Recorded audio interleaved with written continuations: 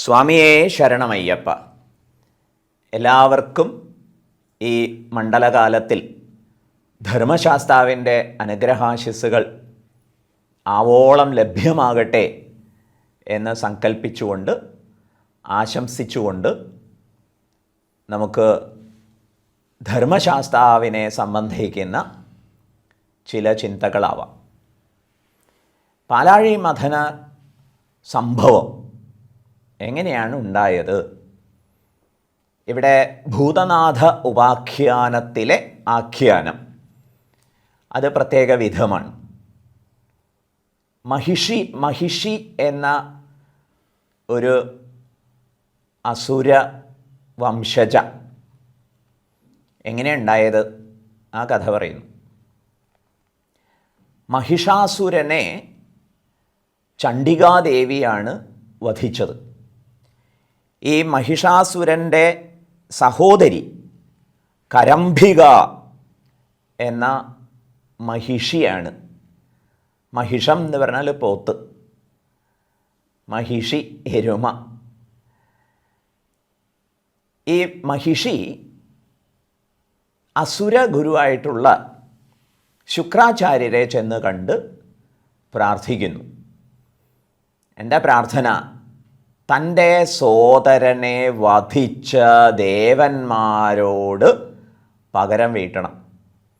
ചണ്ഡികാദേവി ദേവന്മാരുടെ മുഴുവൻ ശക്തി ആവാഹിച്ചിട്ടാണ് മഹിഷാസുരനെ വധിച്ചത്.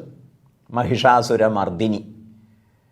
ദേവലോകത്തോടാണ് പ്രതികാരം വീട്ടേണ്ടത്. അതിനു വേണ്ടുന്ന വരം മേടിച്ചെടുക്കണം. അതിനുവേണ്ടി തപം ചെയ്യണം. തപസ് ചെയ്യുന്നതിനായിട്ട് മന്ത്രബലം വേണം. മന്ത്രോപദേശം തരണം എന്നാണ് ശുക്രാചാര്യരോട് ചെന്ന് കരംഭിക പ്രാർത്ഥിച്ചത്. ശുക്രാചാര്യരാകട്ടെ ഉത്തമ മന്ത്രം കൊടുത്ത് അനുഗ്രഹിച്ചയച്ചു. അങ്ങനെ വിന്ധ്യാദ്രിയിൽ ചെന്നാണ് കരംഭിക ഘോരമായ തപസ് ആരംഭിച്ചത്. പെരുവിരൽ മാത്രം ഭൂമിയിൽ നിർത്തിക്കൊണ്ട് പെരുവിരലിലൂന്നി നിന്നുകൊണ്ടുള്ള ഘോര തപം. ഈ തപസ്സിൻ്റെ ഒരു ഘട്ടത്തിൽ ബ്രഹ്മാവിനെ ഉദ്ദേശിച്ചാണ് തപസ്. ബ്രഹ്മാവ് ഒരു വിധത്തിലും പ്രത്യക്ഷപ്പെടുന്നില്ലെന്ന് കണ്ട് നിരാശയായി സ്വദേഹം തന്നെ അഗ്നിയിൽ ദഹിപ്പിക്കാൻ തീരുമാനിച്ചു. ഈ സമയത്താണ് ബ്രഹ്മാവ് പ്രത്യക്ഷപ്പെട്ട് വരം എന്തു വേണമെങ്കിലും ചോദിച്ചു കൊള്ളാൻ ആവശ്യപ്പെടുന്നത്. പക്ഷേ വരപ്രാർത്ഥനയിൽ ബ്രഹ്മാവ് ഒരു കണ്ടീഷൻ പറഞ്ഞു. എന്താ കണ്ടീഷൻ? ഞാൻ ഒരിക്കലും മരിക്കരുതെന്ന വരം മാത്രം ചോദിക്കരുത്, ബാക്കി എന്ത് വേണമെങ്കിലും ചോദിച്ചോളാം.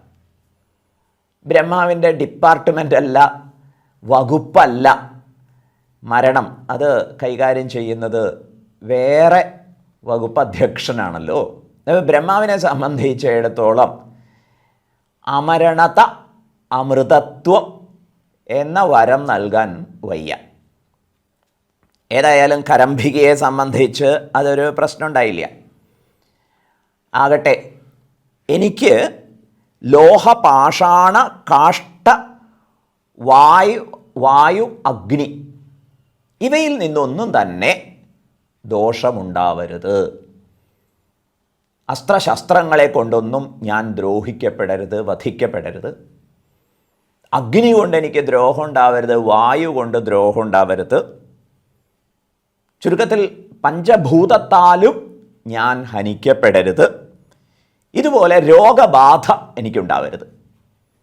പിന്നെ എന്താ വരം വേണ്ടത്? എനിക്ക് നേരെ ദേവലോകത്തിലേക്ക് ചെല്ലണം. ദേവേന്ദ്ര പദവി സ്വന്തമാക്കണം. അവരെയൊക്കെ ജയിക്കാനുള്ള കരുത്തെനിക്ക് തരണം എന്ന് മാത്രമല്ല, ഞാൻ ഇന്ദ്രപദവിയിലിരുന്ന് മഹാറാണിയായി വാഴും. അതിന് സൈന്യബലം വേണമല്ലോ. ഹേ പ്രഭോ, എൻ്റെ രോമകൂപങ്ങളിൽ നിന്ന് ഇഷ്ടം പോലെ മഹിഷികളെ ജനിപ്പിക്കാനുള്ള വരബലവും തരണം. ബ്രഹ്മാവാകട്ടെ മുൻപിൻ ആലോചിക്കാതെ ഈ വരങ്ങളൊക്കെ നൽകി.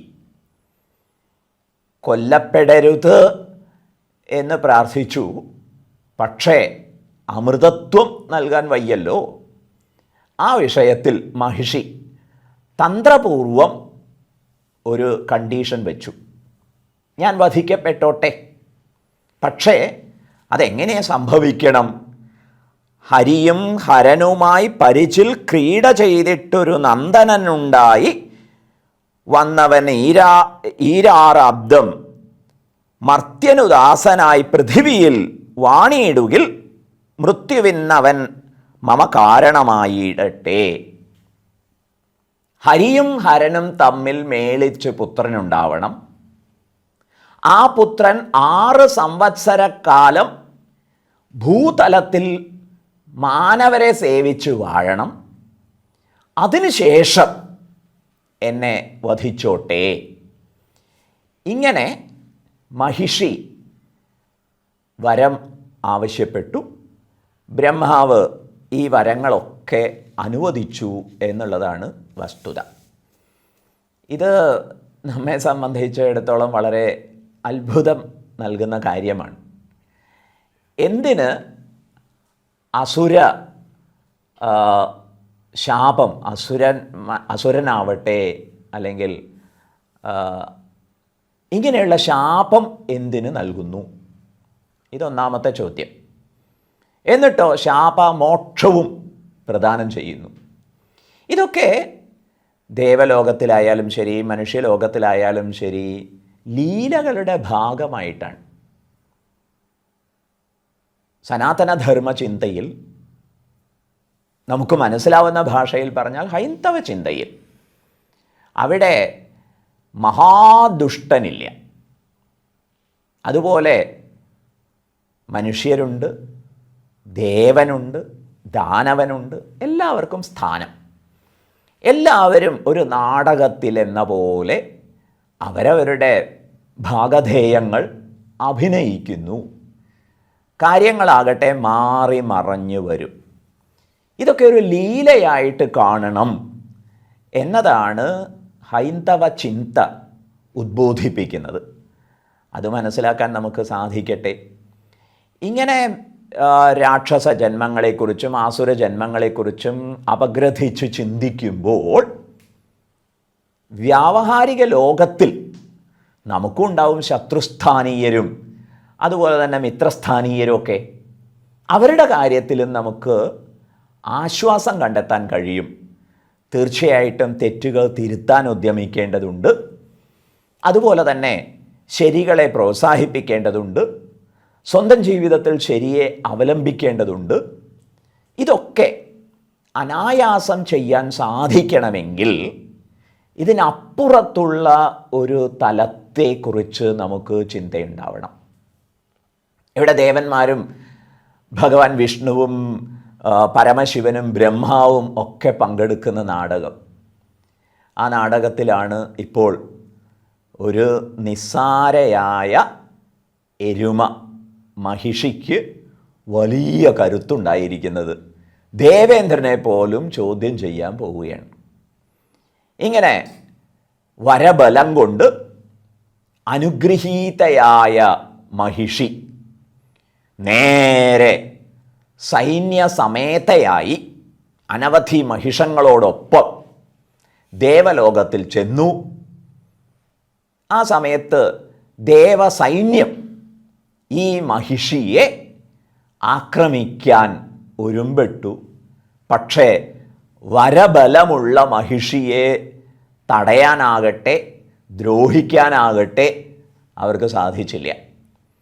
ഈ സമയത്ത് ദേവേന്ദ്രൻ തന്നെ യുദ്ധത്തിന് ഒരുമ്പെട്ട് ഇറങ്ങി വരുന്നു. പക്ഷേ ദേവേന്ദ്രനും വിജയിക്കാൻ സാധിക്കില്ല. അതുകൊണ്ട് ദേവഗുരുവായ ബൃഹസ്പതി ദേവൻ ശക്രൻ്റെ ദേവേന്ദ്രൻ്റെ അടുത്ത് വന്നിട്ട് മഹിഷിയുടെ ചരിതത്തെക്കുറിച്ച് പറയുന്നു. ഈ മഹിഷിയെ അത്ര വേഗം വധിക്കാൻ സാധിക്കില്ല, അതിനൊരുമ്പെടേണ്ടതില്ല. എന്താണ് മഹിഷിയുടെ ചരിതം? അത് നമുക്ക് തുടർന്ന് ശ്രദ്ധിക്കാം. സ്വാമിയേ ശരണമയ്യപ്പ.